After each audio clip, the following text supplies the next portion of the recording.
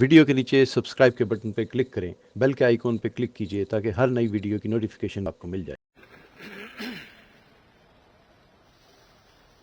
الحمد لله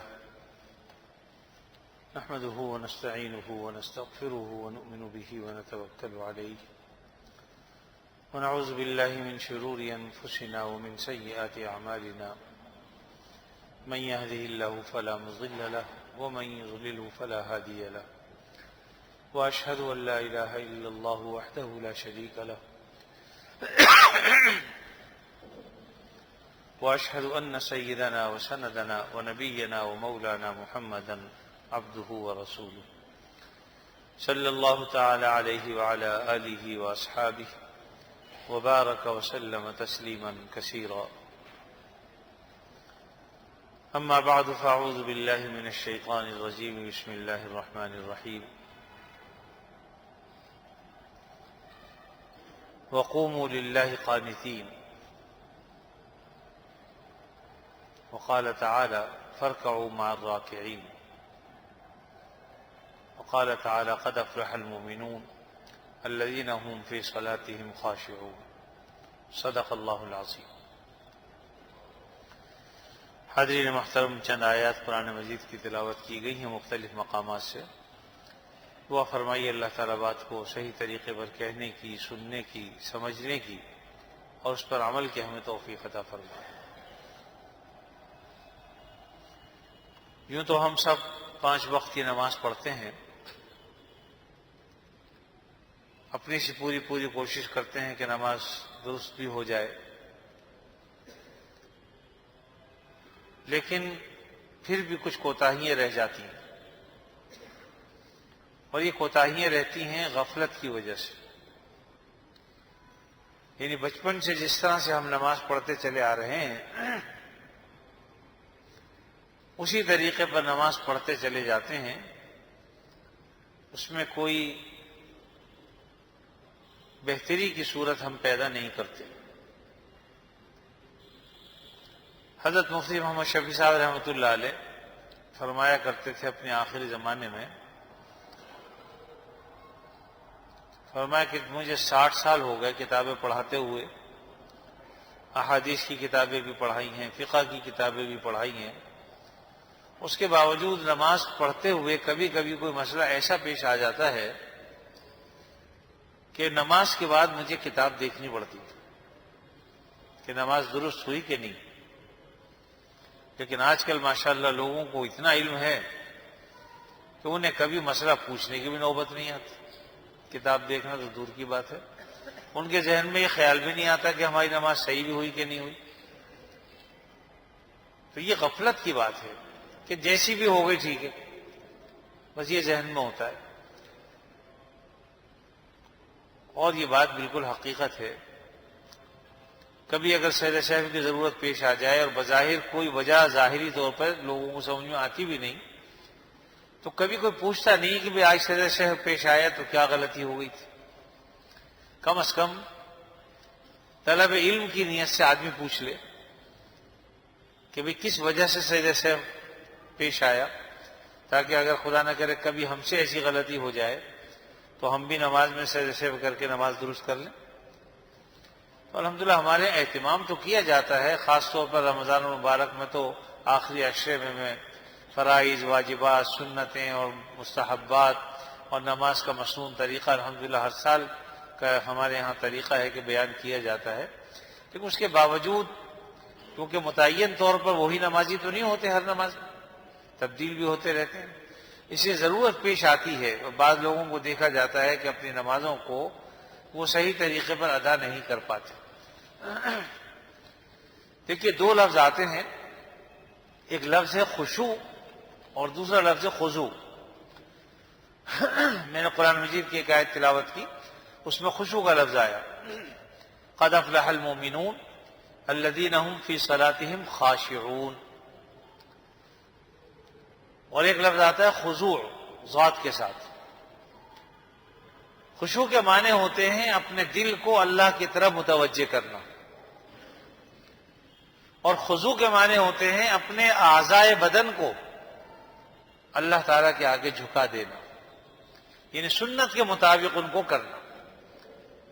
تو دونوں چیزیں نماز میں مطلوب ہیں، خشوع بھی ہو، خضوع بھی ہو، یعنی دل بھی پورے طور پر متوجہ ہو اللہ کی طرف، اور ہمارے بدن کے تمام اعضاء سنت کے مطابق کام کر رہے ہوں، یہ خضوع ہے.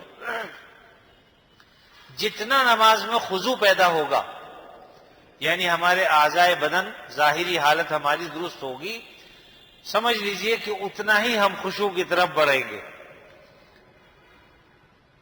اعضاء بدن کو پہلے، چونکہ ظاہری چیز کیا ہے؟ اعضاء. ہمارے ہاتھ کیسے ہوں، نیت کس طریقے سے باندھیں، ہمارے ہاتھ پر ہاتھ کس طریقے سے رکھے ہوئے ہوں، رکوع میں ہماری کمر کس طرح ہو، سجدے کی کیا کیفیت ہو، رکوع کی کیا کیفیت ہو، قیام کس طریقے سے ہو، رکوع اور قرات کس طریقے سے ہو. یہ ساری چیزیں جو ہے وہ اعضاء بدن کہلاتی ہیں ظاہری طور پر، کہ ہم اپنے تمام اعضاء کو سنت کے مطابق اللہ تعالیٰ کی طرف لگا دیں گے، تو یوں سمجھ لیجئے کہ خشوع کی ہم پہلی سیڑھی چڑھ جائیں گے. جتنے اعضاء بدن جب درست ہوں گے، خشوع دل میں پیدا ہوتا چلا جائے گا. نبی کریم صلی اللہ علیہ وسلم فرمایا کہ قیامت کے قریب سب سے پہلے جو چیز اٹھائی جائے گی وہ خشوع، یعنی قلب کا میلان اللہ کی طرف ہونا اور قلب کی پوری توجہ اللہ کی طرف ہونا، سب سے پہلے یہ اٹھا لی جائے گی.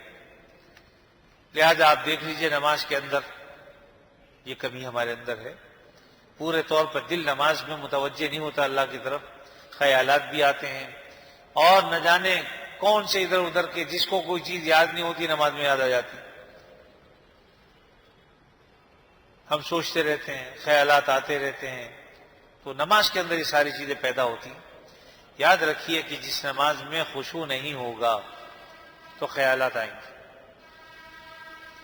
اور اس کے لیے پہلی سیڑھی خضوع ہے کہ ہم اپنے بدنوں کے اعضاء کو درست کریں، تبھی خشوع بھی پیدا ہوگا. تو اس سے یہ پتہ چلا کہ میں اکثر دیکھتا ہوں نماز کے اندر، یعنی اتنا عرصہ گزر گیا، صفیں یہاں الحمدللہ ہر چیز موجود ہے، صف بندی بھی کے لیے کوئی ایسا مسئلہ نہیں ہے کہ، یعنی بعض اوقات جب نکاح وغیرہ ہوتے ہیں تو نئے نئے لوگ آتے ہیں، تو بعض لوگوں کو تو یعنی حیرانگی ہوتی ہے کہ 80 سال کی عمریں ہوتی ہیں، انہیں نماز میں جو ہے وہ کھڑا ہونا نہیں آتا، صف بندی ہی ٹھیک نہیں کرتے صف پہلے درجے میں. حدیث میں آتا ہے کہ اپنی صفوں کو درست کر لو. اگر تم اپنی صفیں درست نہیں کرو گے، اللہ تعالیٰ تمہارے دلوں کو ٹیڑھا کر دے. یہ حدیث ہے آپ صلی اللہ علیہ وسلم کی، میں نے مفہوم بیان کر دیا. اب آپ دیکھیں سب سے پہلی چیز تو یہ ہے کہ صفیں اگر درست نہیں ہوں گی تو ہمارے دل ٹیڑھے ہو جائیں گے، اور دلوں کے ٹیڑھے ہونے کا مطلب کیا ہے کہ آپس میں ایک دوسرے کی محبت ختم. اب آج یہی ہوتا ہے، ذرا سے کسی کو کچھ کہہ دیجئے، ذرا سا آگے ہو جائیے، پیچھے ہو جائیے، ادھر ہو جائیے، وہ ایسے گھور کے دیکھتا ہے اللہ کا بندہ کہ پتہ نہیں کیا کہہ دیا. حالانکہ الدین النصیحہ، دین تو خیرخواہی کا نام ہے، بھلائی کا نام ہے. تو اگر کسی بھائی کو ہم محبت پیار کے ساتھ طریقے سے کہہ دیں کہ بھائی تھوڑا سا ادھر ہو جائیے یا آگے ہو جائیے. اچھا کچھ لوگ تو غلط کھڑے میں، جو صحیح کھڑے ہیں وہ برابر والے کو کہتے بھی نہیں اس خیال سے کہ پتہ نہیں یہ کیا کہے گا. تو بہت سے لوگ اگر ان سے کہو تھوڑا آگے ہو جاؤ تو وہ ادھر ہو جاتے ہیں، مزید آگے کہو تو سبھی ٹیڑھی کر دیتے ہیں. بعض اوقات تو اگر تھوڑی بہت کمی ہوتی ہے تو میں کہتا اس لیے نہیں کہ اس کو تھوڑا سا اشارہ کروں گا تو یہ بالکل پیچھے ہو جائے گا، یہ آگے چلا جائے گا. تو سب بندی کا خیال رکھنا، سب سے پہلا اہتمام اس بات کا کرنا چاہیے کہ ہم اپنی صفوں کو درست کریں، اور نماز میں اپنا قیام درست کریں. سب سے پہلے ہم کھڑے ہوں تو ہمارا سینہ بھی قبلہ کی طرف، پورا بدن کا رخ، چہرہ پورا قبلے کی طرف ہونا چاہیے، حتیٰ کہ ہمارے پیروں کی انگلیاں بھی یوں ہوں، ایسے نہ ہوں. ہم بے تکے پن سے کھڑے ہو جاتے ہیں، پیر جہاں بھی جا رہے ہیں. تھوڑا سا اہتمام اگر کر لیں گے، اپنے پیروں کی انگلیوں کو درست کر لیں گے تو آہستہ آہستہ عادت پڑ جائے گی. ہمارے بزرگ تھے، وہ بیچارے بہت کوشش کرتے تھے کہ ان کے پیروں کی انگلیاں یوں تھیں، وہ کوشش کرتے تھے کہ یوں ہو جائے، لیکن کوشش کے باوجود بھی نہیں ہوئی. تو پھر انہوں نے مسئلہ پوچھا مفتی صاحب سے، انہوں نے کہا کوئی حرج نہیں، جب بناوٹ ہی ایسی ہے اور آپ کو کھڑے ہونے میں تکلیف ہوتی ہے تو اللہ تعالیٰ نے لا یکلف اللہ نفسا الا وسعها، وسعت سے زیادہ کسی کو اللہ نے تکلیف نہیں دی. اگر کسی کی بناوٹ ایسی ہے بیچارہ کوشش کے باوجود بھی سیدھا نہیں کر سکتا تو اب کوئی حرج کی بات نہیں، لیکن اپنی سی کوشش تو کرو بھائی. کوشش کے بعد اگر نہیں ہوتے تو پھر جس حال میں ہے اس حال میں چھوڑ دیجئے، انشاءاللہ کوئی گناہ نہیں ہوگا. لیکن جب ہم نماز کے لیے آئیں تو پورا اہتمام کریں کہ ہماری ایڑیاں بالکل برابر ہوں آخر تک، ہمارے جو پیروں کی انگلیاں ہیں وہ پورے قبلے کی طرف ہوں، ہمارا سینہ قبلے کی طرف ہو. حتیٰ کہ جب ہم نماز کے لیے نیت جو ہے وہ ہمیں تکبیر تحریمہ کہیں تو اپنے ہتھیلیوں کا رخ بھی بالکل قبلے کی طرف ہو. آپ نے دیکھا وہ بعض لوگ یوں نیت باندھتے ہیں، یعنی ہاتھ یوں رکھتے ہیں اور بعض ایسے کرتے ہیں، اللہ، بالکل آسمان کی طرف ہتھیلیاں کر کے اور پھر لاتے ہیں. طریقہ نہ یہ صحیح ہے نہ یہ صحیح ہے. اصل طریقہ یہ ہے کہ ہمارے جو انگلیوں کے انگوٹھے ہیں یہ کان کی لو کے قریب ہوں اور قبلے کی طرف ہمارے، بس اگر یہاں بھی ہو جائے تو نماز ہو جائے گی، حرج نہیں ہے، لیکن صحیح قبلہ رخ ہونا چاہیے. اور اسی طریقے سے خاص اور موقع ہوتا ہے جب ہمیں اندازہ ہی نہیں ہوتا. اتحیات میں جب ہم بیٹھتے ہیں تو ہاتھ یوں رکھتے ہیں، یہ دیکھیے میرے ہاتھ، یہ قبلے کی طرف نہیں ہے، یہ زمین کی طرف. قبلہ رخ یوں ہوں گے، تھوڑا سا گھٹنوں سے اوپر کیجئے ان کو، انگلیوں کو اپنے. جب آپ یوں کریں گے اب ان کا رخ انگلیوں کا بالکل سیدھا قبلے کی طرف ہوگا. لیکن اگر آپ نے یوں پکڑ لیے، تو عام طور پہ یوں پکڑتے ہیں لوگ، یعنی بہت بڑی غلطی ہے جو عام طور پہ لوگ کرتے ہیں کہ اتحیات میں ہم یوں بیٹھتے ہیں، ہماری انگلیوں کا رخ زمین کی طرف ہوتا ہے، قبلے کی طرف نہیں ہوتا. تو اس لیے اس کی ضرورت پیش آتی ہے تو وقتاً فوقتاً بتایا بھی جاتا ہے. ہمیں چاہیے کہ ہم اوروں کو بتائیں. اپنا علم جتنا آپ آگے پھیلائیں گے انشاءاللہ بڑھے گا، کم نہیں ہوتا. اسی لیے کہتے ہیں کہ علم وہ چیز ہے کہ جسے چور چرا نہیں سکتے، بتانے سے یہ کم نہیں ہوتا. آپ جتنا علم پھیلائیں گے آپ کا علم بڑھتا چلا جائے گا، یاد رہے گا آپ کو. اور جتنا آپ چھپائیں گے اتنا علم میں کمی آئے گی. اس لیے ایک تو یہ کہ جتنا معلوم ہے اپنی طرف سے کچھ مت بتائیے، جتنا علم ہو اتنی بات آگے پہنچا دیجئے تاکہ ہم آپ سبکدوش ہو جائیں.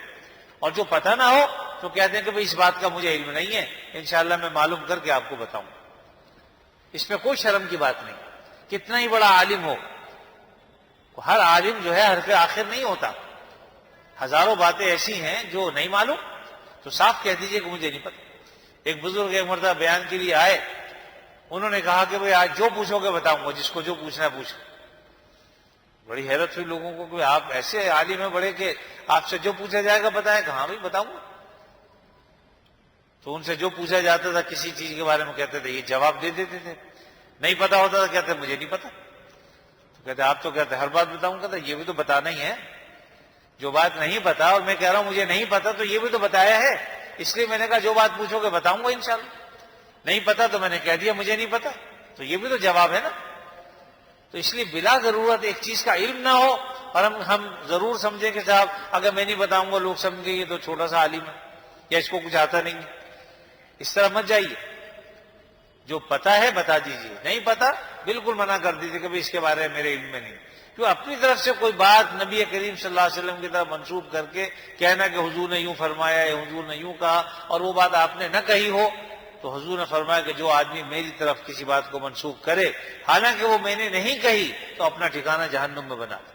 الیاذ باللہ. اس لیے ڈرتے رہنا چاہیے. آج کل ہمارے ہاں واٹس ایپ وغیرہ چلتے ہیں، اس میں یہ میسیجز وغیرہ جو ہے وہ بہت اس طرح سے ہوتے ہیں. آپ صلی اللہ علیہ وسلم کی طرف منسوب کیا جاتا ہے، حضرت علی کی طرف قول علی کہہ کے اس کو کہ حضرت علی کا قول. ایسا لگتا ہے کہ صرف حضرت علی نہیں سارے اقوال جو ہیں بھرے میں اور کسی کا قول ہی نہیں کہیں ملتا. تو جب تک تحقیق نہ ہو جائے اس بات کو آگے مت کیجیے. اب بعض لوگ یہاں تک لکھ دیتے ہیں کہ اس کو سینڈ کر دیجئے بھائی، شیطان آپ کو روکے گا لیکن آپ رکیے مت. تو میں یہ کہتا ہوں کہ شیطان یہ کہے گا کہ اس کو سینڈ کر دو لیکن آپ مت کیجیے جب تک تحقیق نہ ہو جائے. ہاں جب آپ کو پتہ چل جائے کہ بات صحیح ہے پھر بے شک آگے بھیجیے، کوئی بات انشاءاللہ آپ کو بھی اجر ملے گا. لیکن اگر معلوم نہیں ہے بھائی تو بغیر معلوم ہوئے ہم بات کو آگے کر دیں، اسی کو افواہ کہتے ہیں. سنی سنائی باتوں کو میں نے آپ سے سنی، آپ نے کسی سے سنی، کان میں پڑتی رہی، ہم آگے پھیلاتے رہے، کچھ کا کچھ بن جاتا ہے. ایک دفعہ میں نے ایک واقعہ سنایا تھا، غالباً 1973-74 کی بات. میں ادیب اردو پڑھا کرتا تھا اس زمانے میں اور ساتھ میں میٹرک کے امتحانات بھی دیے تھے، تو اس زمانے میں ایک طالب علم آیا اور اس کو فارسی کے، جو ہم فارسی پڑھا کرتے تھے تو اس میں ایک استاد نے ایک بات بتائی تھی، تو میں نے اس کو کہا کہ بھائی ایک شعر اس میں بتایا کسی نے کہ مگس کو باغ میں جانے نہ دینا، مگس کو باغ میں جانے نہ دینا کہ ناحق خون پروانے کا ہوگا۔ تو ایک ساتھی تھا، میں نے اس کو یہ شعر سنایا، اس کا مطلب بھی بتایا۔ ایک وقت گزر گیا 6-7 مہینے، اس کے بعد اس کو یاد نہیں رہا کہ میں نے ہی کوئی شعر سنایا تھا، اب اس نے مجھے میرا ہی سنایا وہ شعر سنایا، کہنے لگا کہ میں شعر سناتا ہوں، سناؤ۔ تو اس نے جو شعر سنایا تو اس نے کیا کہا، دماغ کو باغ میں جانے نہ دینا۔ مجھے فوراً یاد آ گیا کہ بھئی یہ دماغ تو نہیں ہے یار، میں نے کہا یہ دماغ کہاں سے لے آیا بھائی؟ تو پتہ ہی چلا کہ وہ جو مگس تھا نا لفظ، اس نے مگس کو مغز سمجھا اور مغز کا ترجمہ اردو میں دماغ کر دیا۔ حالانکہ فارسی میں مگس کہتے ہیں مکھی کو۔ شاعر یہ کہہ رہا ہے کہ مگس یعنی مکھی کو باغ میں مت جانے دینا، کیونکہ یہ شہد کی مکھی باغ میں جائے گی، پھولوں کا رس چوسے گی، شہد کے چھتے پہ آگے بیٹھے گی، اس میں سے موم بنے گا، موم سے شمع بنے گی، شمع روشن ہوگی، اس پر پروانہ آئے گا اور بیچارہ جل کے مر جائے گا۔ شاعر کا خیال تو کہاں سے کہاں پر ہے نا۔ تو اس نے کہا کہ مگس کو باغ میں جانے نہ دینا کہ ناحق خون پروانے کا ہوگا۔ اس نے یہ بات کہی، مجھے وہ کہنے لگے جی دماغ کو باغ میں جانے نہ دینا۔ میں نے کہا دماغ باغ میں کیسے جائے گا بھائی، یہ تو تخیل ہے ہمارا، کہیں بھی جا سکتا ہے، تو کیسے روک سکتا ہے؟ تو پھر میں اس کو بعد میں سمجھ میں آئی، جب میں نے ذہن پہ زور ڈالا کہ دماغ کس چیز کا ترجمہ کر رہا ہے، تو پھر ذہن میں آیا کہ وہ یہ مگس کو اصل میں مغز پڑھا اس نے سنا۔ ہم نے مگس کہا، اس نے مغز سمجھا، اور مغز بھول گیا، اس نے کہا دماغ، دماغ یاد رہے گا اس کو کہ مغز کا ترجمہ دماغ۔ تو بعض اوقات ایک بات میں نے کچھ کہی، مجھ سے صحیح سمجھی نہیں، آگے بات کچھ اور بن گئی، اس کے بعد تیسرے آدمی نے کچھ اور کہہ دی، کچھ سے کچھ بن جاتا ہے۔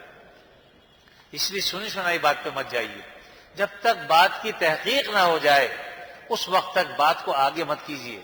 ہاں تحقیق کر لیجیے، تحقیق کے بعد پھر۔ اور ایک اور بات بتاؤں، اگر کوئی حدیث بیان کرنا چاہتا ہے، اگر یوں کہنا چاہتا ہے کہ نبی کریم صلی اللہ علیہ وسلم نے فرمایا، تو پھر جو الفاظ ہیں بعینی وہی کہنے چاہیے، ورنہ فقط اتنا کہہ دینا کافی ہے کہ بھئی حدیث کا مفہوم یہ ہے، کیونکہ یہ کہنے کا حضور نے فرمایا اور پھر ہم اپنی زبان میں کچھ کہیں الٹا سیدھا، وہ صحیح نہیں۔ ہمیں یہ کہنا چاہیے کہ بھئی ایک حدیث ہے جس کا مفہوم یہ ہے، یعنی الفاظ میں بیان نہیں کر سکتا لیکن اس کا مفہوم میں عرض کر دیتا ہوں، تو اس میں حرج نہیں، اس میں پھر ہماری بچت ہے۔ تو اس لیے بات کو اسی انداز میں کہنا چاہیے جس میں ہماری آخرت میں پکڑ نہ ہو، اور خدا نہ کرے اگر غلطی ہو جائے تو مفہوم میں غلطی ہوئی، الفاظ میں غلطی تو نہیں ہوئی۔ اس لیے جب کوئی بات کی جائے تو اس کو اس انداز میں کیجئے کہ بھئی حدیث کا مفہوم یہ ہے، میں عرض کر دیتا ہوں، اس کے بعد آپ بیان کر دیجئے۔ اور اس میں بھی یہ ہے کہ اگر الحمدللہ آپ نے صحیح مفہوم بیان کر دیا، اللہ کا شکر ادا کیجئے، غلطی ہو گئی ہے توبہ بھی کیجئے اور آئندہ اس مفہوم کو صحیح بھی کر لیجئے، بتائیے کہ میں نے تمہیں سے حدیث کا مفہوم اب ذکر کیا تھا لیکن یوں نہیں ہے، اصل میں یوں ہے، بات کو صحیح طریقے سے بتا بھی دیجئے۔ تو بہرحال یہ نماز کے موقع پر صحیح طریقے پر نماز کو ادا کرنا، میں نے جیسے کہا نا خشوع کا معنی ہوتے ہیں کہ قلب کو اللہ کی طرف متوجہ کر دینا پورا۔ تو ایک بات یہ بتائی کہ نماز کی صفوں میں درستگی نہیں ہوتی تو دل ٹیڑھے ہو جاتے ہیں۔ دوسری بات ہمارے بزرگوں نے ایک بات کہی کہ ہم جو یہ شکایت کرتے ہیں نا کہ ہمیں خیالات بہت آتے ہیں نماز میں، اس کی بنیادی وجہ بھی یہ ہے کہ نماز کو سنت طریقے پر نہیں پڑھتے، اپنے اعضاء کا رخ صحیح قبلہ کی طرف نہیں کرتے، جس طریقے سے آپ نے حکم دیا اس کو اس طریقے پر ادا نہیں کرتے۔ میں نے دیکھا یہاں پر کرسیوں پہ بعض لوگ نماز پڑھتے ہیں تو اکثر لوگ غلط نماز پڑھتے ہیں، یعنی ہاتھ باندھ لیے انہوں نے، اس کے بعد رکوع کے اندر گئے تو اس طرح سے جھکے، اور جب سجدہ کرتے ہیں تو ہاتھوں کو یوں کرتے ہیں۔ یہ کہیں نہیں۔ جو لوگ نماز خاص طور پر پڑھتے ہیں کرسیوں میں بیٹھ کے، تو ہاتھ سجدے میں آگے کرنے کی ضرورت نہیں ہے، اپنے ہاتھوں کو وہیں رکھیے جہاں آپ رکوع میں رکھتے ہیں، اور اس کو آگے کرنے کی ضرورت نہیں ہے۔ یہ طریقہ انتہائی غلط ہے، اور نہ جانے کس نے اس کو جو ہے وہ لوگوں کو بتایا ہے، ورنہ صحیح طریقہ یہ ہے کہ اپنے ہاتھوں کو جس طرح آپ اگر بیٹھ کر نہ زمین پہ نماز پڑھ رہے ہوں تو ہاتھ وہیں رہتے ہیں، آپ جھک جاتے ہیں۔ اسی طریقے سے اگر کوئی رکوع میں کرسی میں بیٹھا ہوا ہے تو رکوع میں جہاں آپ کے ہاتھ ہیں تو وہاں تھوڑا سا آپ جھکیں گے، اور جب سجدہ کریں گے تو تھوڑا سا اور زیادہ اس سے جھک جائیے بس، لیکن ہاتھ آپ کے وہیں رہیں، ہاتھوں کو آگے کرنے کی ضرورت نہیں۔ یہ عام طور پر میں نے بعض لوگوں کو دیکھا، اس لیے میں نے عرض کر دیا کہ یہ طریقہ بھی درست نہیں ہے، اور اس میں مسائل بھی معلوم کرتے رہنے چاہیے۔ بھی کرسی میں ہم بیٹھتے ہیں، ہمیں تو بعض اوقات سمجھ میں نہیں آ، ایک آدمی ہٹا کٹا بھاگتا دوڑتا آتا ہے اور آ کے کرسی پہ بیٹھ کے نماز پڑھتا ہے۔ بھائی پورے تم دوڑ بھی رہے ہو، آ بھی رہو، چل بھی رہو، کوئی تکلیف نہیں ہے، پھر بیٹھ کے نماز کیوں پڑھ رہا ہو کرسی پہ بھائی؟ اور یہ بھی سمجھ لیجیے کہ اصل طریقہ یہ ہے کہ زمین پہ بیٹھ کے پڑھے، الا یہ کہ کسی آدمی کو پاؤں میں تکلیف ہے، مڑ نہیں سکتے ہیں اس کے پیر، تو پھر اس صورت میں کرسی پہ بیٹھ کے پڑھنا، ہاں، لیکن یہ تھوڑا سا بعید ہے سنت سے، قریب جو ہے سنت سے زمین پہ بیٹھ کے پڑھنا ہے۔ ہاں اگر تکلیف ہو تو میں نے پہلے بتا دیا کہ تکلیف اگر ہے تو تکلیف میں پھر انسان کو جس میں سہولت ہو اس طریقے پر نماز پڑھ لے۔ ایک آدمی اگر جو ہے وہ دونوں گھٹنے موڑ کے نہیں پڑھ سکتا، آلتی پالتی مار کے بیٹھ کے پڑھ سکتا تو آلتی پالتی مار کے بیٹھ کے پڑھ لے۔ اسی طریقے سے اگر کوئی آدمی سجدہ نہیں کر سکتا تو یقیناً پھر اس بیٹھ کے پڑھے گا، اشاروں سے پڑھے گا، رکوع نہیں کر سکتا رکوع اشاروں سے کرے گا۔ جب رکوع اور سجدہ نہیں کر سکتا تو قیام خود بخود ساقط ہو جاتا ہے، پھر کھڑے ہونے کی بھی ضرورت نہیں ہے، بیٹھ کے پڑھ لے وہ بھی نماز ہو جائے گی، کیونکہ جب رکوع اور سجود ہے وہ انسان اس پر قدرت نہیں رکھتا تو پھر کھڑے ہو کر قیام بھی اس سے ساقط ہو جاتا ہے۔ بیٹھ کے پڑھنا چاہے تو بیٹھ کے پڑھ سکتا ہے، لیکن جس حد تک اگر چاہے وہ کھڑے ہو کے پڑھنا تو اس حد تک کھڑے ہو کے بھی پڑھ لے تو حرج نہیں ہے۔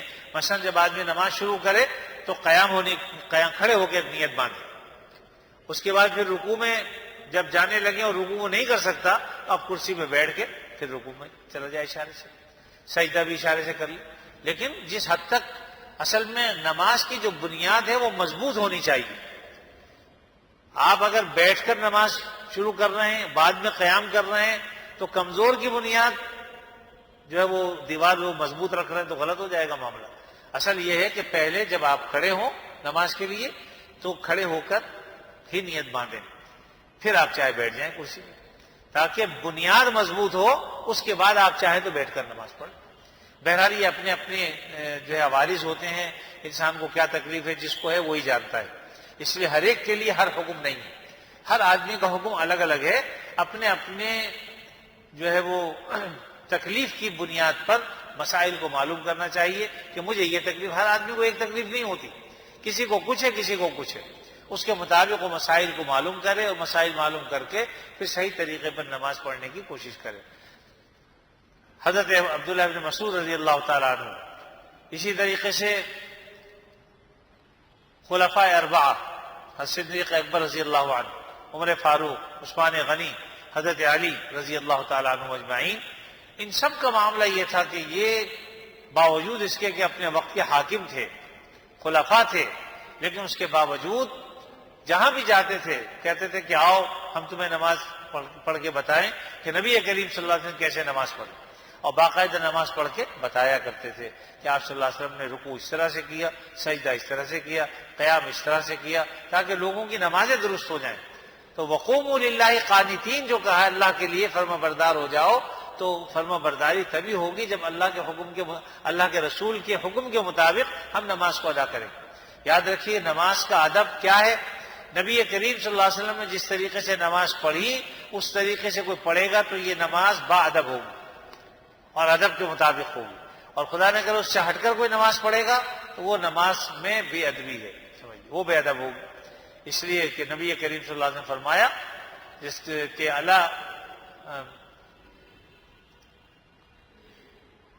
یعنی حاصل خلاصہ یہ ہے کہ جس طرح تم مجھے نماز پڑھتے دیکھو اس طرح نماز پڑھو، جیسے میں نماز پڑھتا ہوں اس طریقے سے نماز پڑھو۔ تو یہ طریقہ اختیار کرنا چاہیے کہ آپ صلی اللہ علیہ وسلم نے ہاتھ کہاں پہ باندھے، آپ نے رکوع کس طریقے سے کیا، اس طریقے سے سب سے پہلے ہمیں آ کے جب جماعت میں کھڑے ہوں تو اپنے سینے کو اپنے پیروں کو قبلہ رخ کیجیے پہلے، اس کے بعد دل ہی دل میں نیت کر لیں، زبان سے کہنا ضروری نہیں ہوتا۔ جب آپ نے یہ گھر سے چلے ہیں اور ذہن میں یہ کہ ظہر کی نماز پڑھنے جا رہا ہوں یہی نیت، بعض لوگ اس میں اتنی شدت کرتے ہیں اختیار، یعنی بعض علماء نے لکھا کہ بھئی اصل تو یہ ہے کہ دل سے نیت کرے، لیکن اگر زبان سے بھی کہہ لے تو گنجائش ہے، بشرطے کہ اس کو فرض اور واجب نہ سمجھے، گنجائش ہے اس کی۔ تاکہ جو دل میں ہے وہ زبان پر ہو، لیکن اس کو ضروری فرض اور واجب خیال نہ کرے گا. اگر ایسا نہیں، بعض لوگ کیا کرتے ہیں، امام رکوع میں ہے اور یہ کھڑے ہو کے نماز نیت کر رہا ہے، نیت کرتا ہوں میں اس نماز کی 4 رکعت نماز اور وقت فلاں، اور پیچھے امام کے اتنے کہتے کہتے امام رکوع سے کھڑا ہو جاتا ہے، تو رکعت چلی گئی. رکعت کا ملنا یہ زیادہ ضروری ہے. نیت تو خود بخود ہے موجود، جب آپ گھر سے چلے ہیں اور ذہن میں یہ ہے کہ میں عشاء کی نماز پڑھنے جا رہا ہوں تو یہ نیت ہو گئی، آگے بس اللہ ہو کہہ کے نیت باندھ لیجیے، تکبیر تحریمہ کہہ لیجیے اور نماز میں شامل ہو جائیے. امام کو جس رکوع میں پائیں آ کر شامل ہو جائیے. البتہ اس میں اس کا اہتمام کر لیں بس کہ تھوڑا سا قیام ہو، ہلکا سا معمولی سا، چاہے آپ ایک مرتبہ سبحان اللہ اس میں نہ پڑھ سکیں، لیکن ہلکا سا قیام ہو اور پھر تکبیر کہہ کے اس رکوع میں شامل ہو جائیں جس میں امام ہے. یہ میں نے اس لیے عرض کیا کہ بعض لوگ آتے ہیں بھاگے دوڑے آئے اللہ اکبر کہہ کے سیدھے رکوع میں چلے گئے، نماز نہیں ہوگی، کیونکہ تکبیر تحریمہ تو پائی نہیں گئی. یہ تو آپ نے اللہ اکبر رکوع کا کیا ہے اور آ کر اللہ اکبر کہہ کے رکوع میں سیدھے چلے گئے.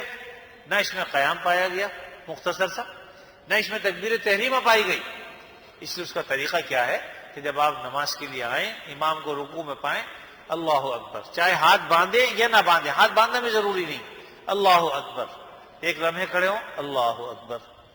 اب یہ آپ نے تکبیر تحریمہ کی پہلے، اور دوسری جو تکبیر گئی وہ تکبیر انتقال کہلاتی ہے، یعنی ایک رکن سے دوسرے رکن کی طرف متوجہ ہوتے ہیں تو یہ تکبیر انتقال کہلاتی ہے. اور جو آپ نے پہلے سورہ میں نے بتائی اس میں تکبیر انتقال پائی گئی، اللہ اکبر کہہ کے رکوع میں تو گئے لیکن تکبیر تحریمہ نہیں پائی گئی جو اصل چیز ہے. تو تکبیر تحریمہ جو ہے یہ فرض ہے، شرائط نماز میں سے ہے، اگر شرط نہیں پائی جائے گی نماز بھی نہیں پائی جائے گی. تو اس لیے بہت بڑی غلطی ہم سے ہو جاتی ہے بعض اوقات کہ ہم رکعت کو پانے کے لیے اتنی تیزی دکھاتے ہیں کہ اس میں تکبیر تحریمہ کو ضائع کر دیتے ہیں. اس لیے ایک لمحے کے لیے اللہ اکبر کہیے، ہاتھ باندھیں یا نہ باندھیں. ہاتھ باندھنا ضروری نہیں ہے، ہاتھ باندھیں گے تب بھی نماز ہو جائے گی، ہاتھ چھوڑ کے پڑھیں گے تب بھی ہو جائے گی، ہاتھ کو یہاں باندھ لیں گے تو بھی ہو جائے گی، ہاتھ کو یہاں باندھ لیا تب بھی ہو جائے گی. اس میں کوئی ایسی بات نہیں ہے، یہ صرف افضلیت غیر افضلیت کی بات ہے. بعض ائمہ کے نزدیک ہاتھ کو یہاں باندھا جاتا ہے، ٹھیک ہے، یہ بھی طریقہ سنت ہے، وہ حرج نہیں. بعض امام ابو حنیفہ فرماتے ہیں کہ ناف سے تھوڑا سا نیچے ہو، اس طریقے سے ہاتھ نیچے ہو تو اس طرح باندھ لیجیے، نماز ہو جائے گی. اور اگر نماز ہاتھ چھوڑ کے پڑھ دیں تب بھی ہو جائے گی. اصل جو چیز مشترک ہے وہ کیا ہے؟ نماز میں قیام، قرات، رکوع، سجود، یہ سب چیزیں، یہ ضروری اہم چیزیں ہیں. باقی کسی نے آمین اونچی آواز سے کہہ لی، آہستہ آواز سے کہہ لی، ہاتھ سینے میں باندھ لیے، ہاتھ نیچے باندھ لیے، ان باتوں پہ لڑنا لڑانا یہ بیوقوفی کی بات ہے، حماقت کی بات ہے. تو اس لیے ان تمام چیزوں کو ذہن میں رکھیے. ایک تو اپنی نماز کو درست کرنے کی کوشش کریں. کوئی مسلمان کسی بھی طریقے سے نماز پڑھا اس کو کچھ کہنے کی ضرورت نہیں ہے، الا یہ کہ غلط طریقہ ہو تو وہ بھی بعد میں طریقے سمجھائیے کہ بھئی اگر میں آپ سے کوئی بات عرض کروں تو آپ ناراض تو نہیں ہوں گے. یہ کہنے کے بعد اگر وہ کہے ہاں ضرور کہیے بھائی، آپ بتائیے کہ میں نے یہ سنا تھا آپ نے اس طریقے سے پڑھا تو میں نے اس لیے چاہا کہ اگر میں غلط ہوں تو میں اپنی غلطی صحیح کر لوں، اگر آپ غلط ہیں تو آپ اپنی غلطی صحیح کر لیجیے. وہ بھی طریقے سے آپ بات کریں گے تو انشاءاللہ آپ کی بات سنے گا بھی اور اس پر ناراض بھی نہیں ہوگا. دوسرا یہ کہ سب کے سامنے مت کہیے. بعض اوقات آدمی اس میں اپنی انسلٹ محسوس کرتا ہے، شرمندگی ہوتی ہے اس کو کہ اس نے سب کے سامنے مجھے ذلیل کر دیا. چلا کے مت بولیے، اونچا مت بولیے، خاموشی کے ساتھ ایک سائڈ پہ ہو کر اس کو دین کی بات بتانی ہے تو وہ بھی دین کی بات کو یہ نہیں کہ پتھر اٹھا کے سر پہ مار دیں.